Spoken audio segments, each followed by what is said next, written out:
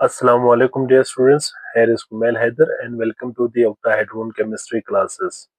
Previous lecture में बेटा हमने एलोट्रोपिक फॉर्म ऑफ कार्बन को कंप्लीट किया था. आज एक शॉर्ट क्वेश्चन के हवाले से एक इम्पोर्टेंट टॉपिक हम करेंगे. That is difference between diamond and graphite. ठीक है, डायमंड और ग्रेफाइट के दरमियान क्या डिफरेंसेस हैं, ये शॉर्ट क्वेश्चन आ सकता है. इसके लिए मैं कुछ पॉइंट्स आपको यहाँ पे शॉर्ट क्वेश्चंस के लिए मेंशन करूंगा. जो प्रीवियस लेक्चर्स में हमने पढ़ा है उन्हीं पॉइंट्स को हम यहाँ पे पॉइंट्स ऑफ डिफरेंसेस के नाम पे हम यहाँ पे डिस्कस करेंगे. तो यहाँ पे मैंने डायमंड और ग्रेफाइट दोनों को यहाँ पे मेंशन कर दिया. अब इस साइड पे मैं आपको ग्रेफाइट के पॉइंट्स लिखूंगा और इस साइड पे मैं आपको डायमंड के पॉइंट्स लिखूंगा और इन दोनों में दो क्या डिफरेंसेस हैं वो हम यहाँ पे मेंशन करेंगे.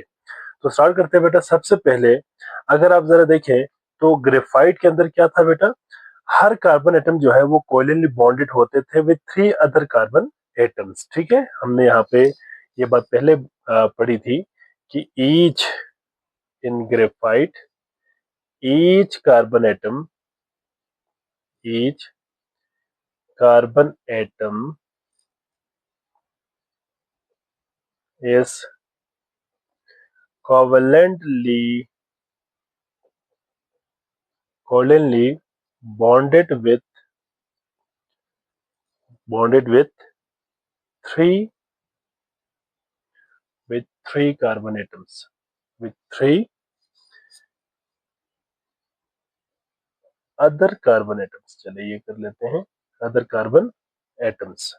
ठीक है, तो ये पहला पॉइंट है ग्रेफाइट का. मतलब ग्रेफाइट में क्या था बेटा, हर कार्बन एटम जो है वो तीन तीन कार्बन एटम के साथ अटैच था. फॉर एग्जांपल ये देखिए, अगर ये कार्बन है, ठीक है, तो एक कार्बन चले हम यहाँ बना लेते हैं. ठीक है, एक कार्बन हम चले यहाँ बना लेते हैं और एक यहाँ बना लेते हैं.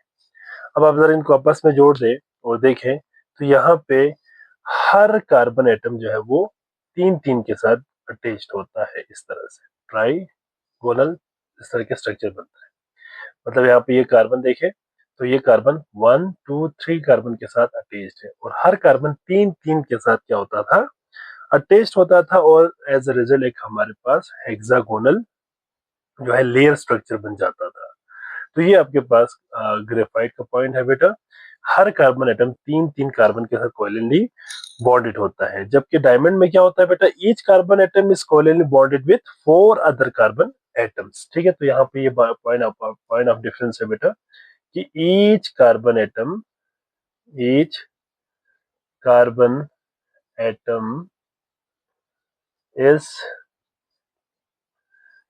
covalently bonded with 4 other carbon atoms. ठीक है, कार्बन एटम्स. तो ये हमारे पास किसका पॉइंट आ गया बेटा, डायमंड का. अगर हम इसका भी स्ट्रक्चर बनाए तो ये कार्बन एटम है बेटा, तो ये मजीद 4 कार्बन के साथ कैसे अटैच्ड होगा, एक यहाँ पे बना लेते हैं, एक हम यहाँ पे, और इस तरह से आपके पास 4 कार्बन एटम के साथ ये अटैच्ड होता है. और आपको पता है कि ये एक टेट्राहेड्रॉन स्ट्रक्चर है. बेसिकली टेट्राहेड्रॉन स्ट्रक्चर बन जाएगा. यहाँ पे टेट्राहेड्रल स्ट्रक्चर जो है ये डायमंड का बन जाता है. तो इस तरह से हर कार्बन एटम 4 कार्बन एटम के साथ जब ये अटैच्ड होता है तो ये हमारे पास ओवरऑल जो स्ट्रक्चर इसका आता है वो हेक्सागोनल नुमा आता है. लेकिन ये बेसिकली बहुत सारे कार्बन एटम का यू कैन से कोवैलेंटली बॉन्डेड की वजह से बनता है, एक हेक्सागोन बन जाता है. और ये बहुत ही ज्यादा जब 3 डायमेंशनली जब ये फैल जाती है डायमंड में कार्बन एटम्स, तो हमारे पास क्या बन जाता है बेटा, डायमंड का एक hard and very rigid structure बन जाती है. तो यहाँ पे बेसिकली पहला पॉइंट था बेटा ग्रेफाइट और डायमंड का. सेकेंड पॉइंट है बेटा कि अगर हम बॉन्ड एंगल देखें ना, तो जो हमारे पास ग्रेफाइट होगा उसमें हर कार्बन टू कार्बन जो बॉन्ड एंगल होता है वो 120 डिग्री का होगा. मतलब आप जरा देखें तो ये वाला बॉन्ड एंगल कितना होगा, this bond angle would be 120 degree. जबकि अगर हम डायमंड में देखें तो यहाँ पे कितना होता है बेटा, बॉन्ड एंगल 109.5 डिग्री का होता है. ठीक है, 0.5 डिग्री. ठीक है, तो ये आपने पॉइंट याद रखनी है। वैसे अगर आप बनाना चाहें तो इसके बना भी सकते हैं कि ये टेट्राहेड्रॉन स्ट्रक्चर होता है इस तरह से, ये टेट्राहेड्रल स्ट्रक्चर इस तरह से बन जाता है, ठीक है, यहाँ पे इस तरह से ये टेट्राहेड्रल स्ट्रक्चर है बेटा इसका, इसका डायमंड का। तो यहाँ इसी पॉइंट को हम मेंशन करते हैं कि इसमें क्या होगा, carbon to carbon and carbon bond angle is 120 degree, जबकि इसमें कितना होता है बेटा, carbon to carbon and carbon bond angle is 109.5 degree, ठीक है, ये बॉन्ड एंगल होता है। इसके बाद अगला पॉइंट है बेटा इसमें, दैट इज, इसमें क्या होता है बेटा, flat two dimensional layer of क्या होता है बेटा इसमें, hexagonally you can say arranged carbon atom. चले इसमें हम ऐसा करते हैं, arranged carbon atom, while in diamond क्या होंगे बेटा, 3 डायमेंशनल, मैं इसको 3D लिखता हूं, ठीक है, 3 डायमेंशनल टेट्राहेड्रली या टेट्राहेड्रल अरेंजमेंट ऑफ क्या होंगे बेटा, कार्बन एटम के स्ट्रक्चर। अगर आपने नहीं देखे तो प्रीवियस लेक्चर में देख लीजिएगा, वहां पर मैंने इनके स्ट्रक्चर्स डिटेल में बनाया हुआ है, ठीक है।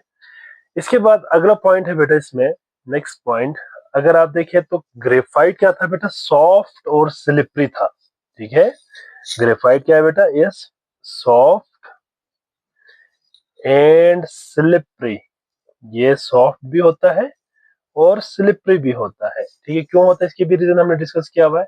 जबकि डायमंड क्या है बेटा, it is the hardest non material या हार्ड नॉन मटेरियल या सब्सटेंस, ठीक है, तो ये पॉइंट ऑफ डिफरेंस है। इसके बाद एक और पॉइंट भी चलो हम मेंशन कर लेते हैं। आपको पता है कि ग्रेफाइट जो है वो गुड कंडक्टर ऑफ इलेक्ट्रिसिटी होता है, graphite is good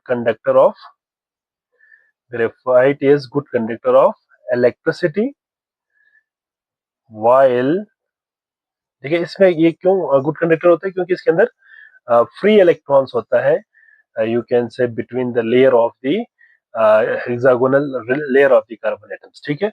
while in diamond there is no any free electrons, जब इसके अंदर कोई free electrons नहीं होंगे तो क्या होगा, they are non conductor of